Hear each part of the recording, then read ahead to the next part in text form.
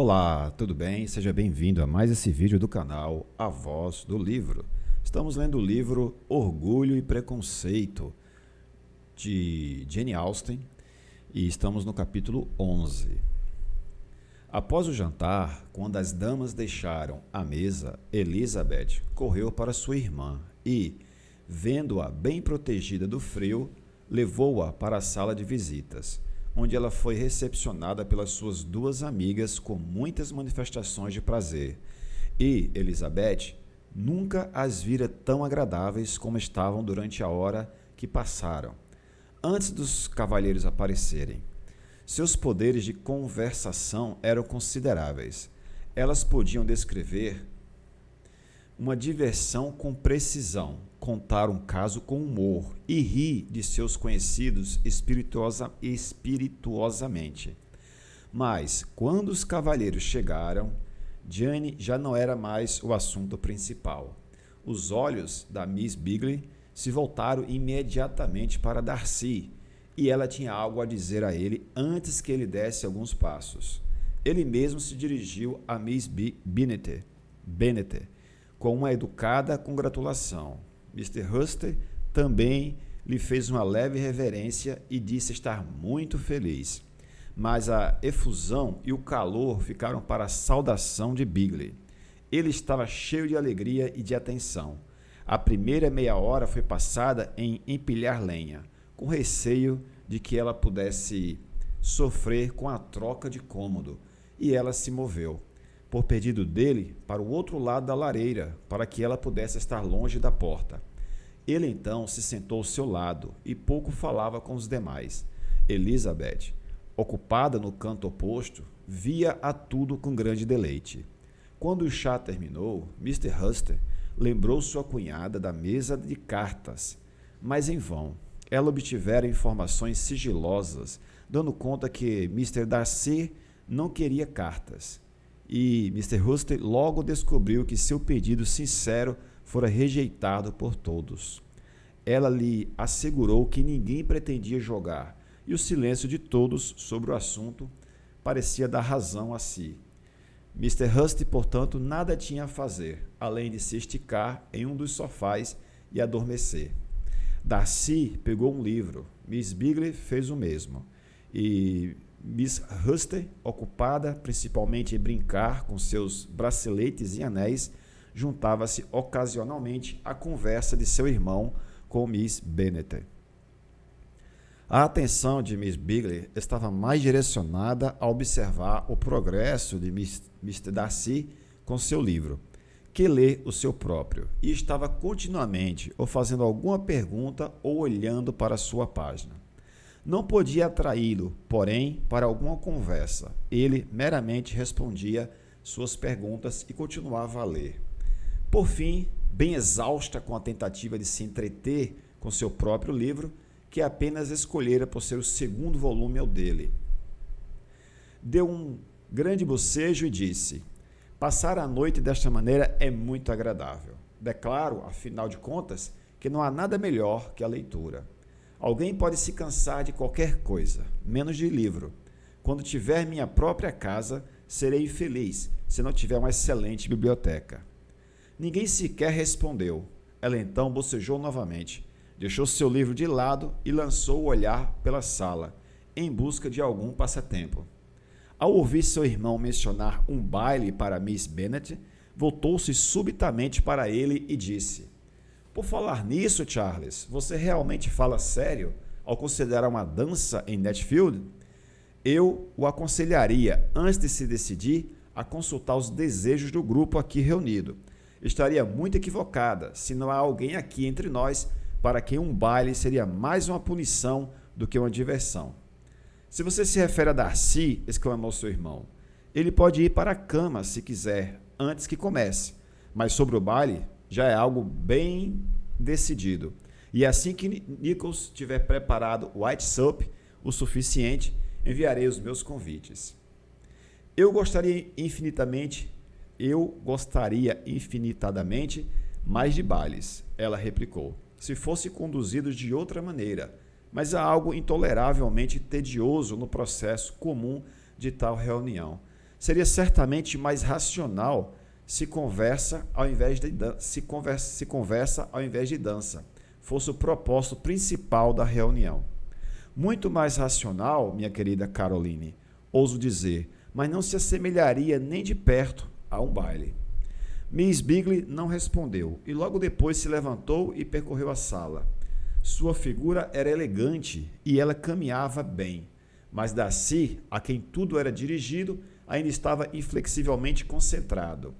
No desespero de seus sentimentos, ela decidiu realizar mais um esforço e, voltando-se para Elizabeth, disse: Miss Elizabeth Bennet, deixe-me persuadi-la a seguir o meu exemplo e dê uma volta pela sala. Asseguro-lhe que é muito refrescante após se sentar por tanto tempo em uma mesma posição. Elizabeth se surpreendeu, mas acendeu imediatamente. Miss Bingley não teve menos sucesso com o real objeto de sua civilidade. Mr. Darcy ergueu seus olhos. Ele estava tão estimulado pela novidade da atenção quanto Elizabeth poderia estar e, inconscientemente, fechou o seu livro. Ele foi convidado diretamente a se juntar a elas, mas declinou, observando que apenas poderia imaginar 2 motivos para elas optarem por ir e vir juntas pela sala, e a ambos sua companhia interferiria. O que ele quis dizer? Ela estava morrendo de curiosidade para saber o que ele queria dizer, e perguntou a Elizabeth se ela afinal o havia compreendido. Nem um pouco, foi sua resposta, mas se o conheço, estava sendo severo conosco, e o modo mais claro de desapontá-lo será nada perguntar a respeito. Miss Bingley, porém, era incapaz de desapontar Mr. Darcy em coisa alguma e continuou, portanto, a requerer uma explicação para os seus 2 motivos.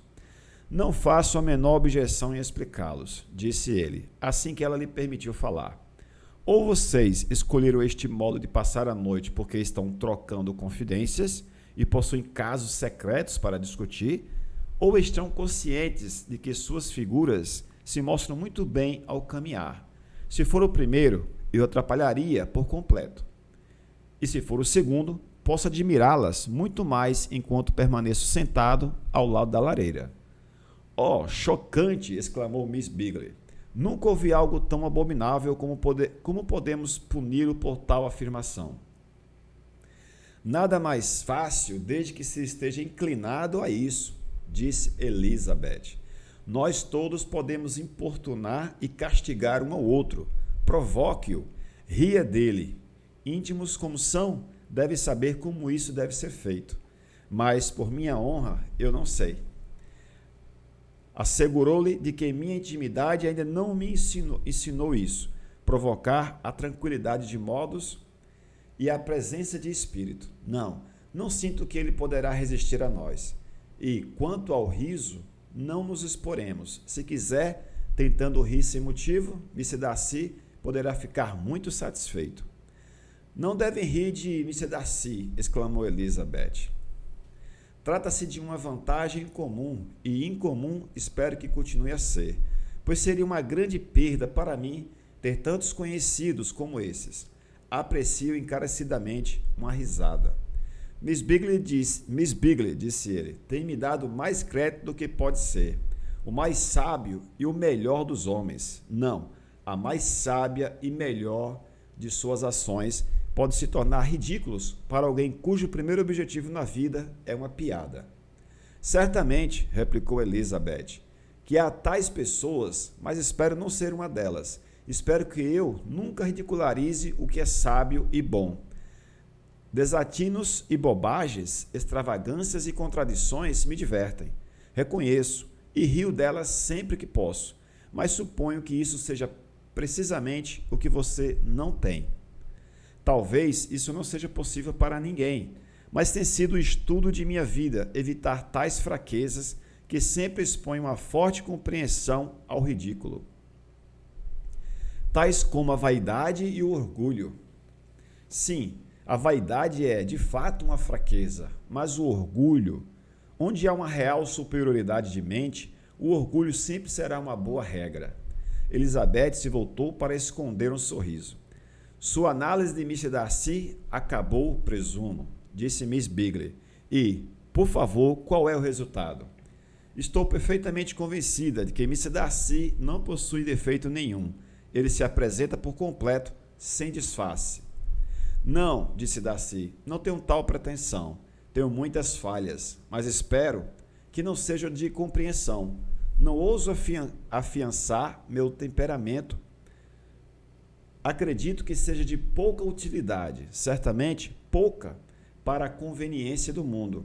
Não posso esquecer as tolices e vícios de outrem, como deveria, nem as ofensas contra mim. Meus sentimentos não se inflamam sobre cada tentativa de demovê-los. Talvez meu temperamento se ressentia. Minha boa opinião, uma vez perdida, perdida para sempre está. Esta é uma falha, sem dúvida, exclamou Elizabeth. O ressentimento implacável é uma sombra no caráter, mas você escolheu muito bem a sua falha. Realmente não poderia rir disso. Você está a salvo de mim. Acredito que há em todo temperamento uma tendência a um mal em particular, uma falha natural que nem mesmo a melhor educação pode superar. E seu defeito é a de odiar todo mundo. E o seu, respondeu sorrindo, é deliberadamente entender mal a todos. Vamos ouvir um pouco de música, exclamou Miss Bingley, cansada da conversa da qual não participava. Louisa, importa-se-ia de despertar meu Mr. Huston? Sua irmã não fez a menor objeção, e o piano forte foi aberto. E Darcy, depois de alguns momentos de reflexão, não estava feliz por isso. Começou a sentir o perigo de dedicar tanta atenção a Elizabeth.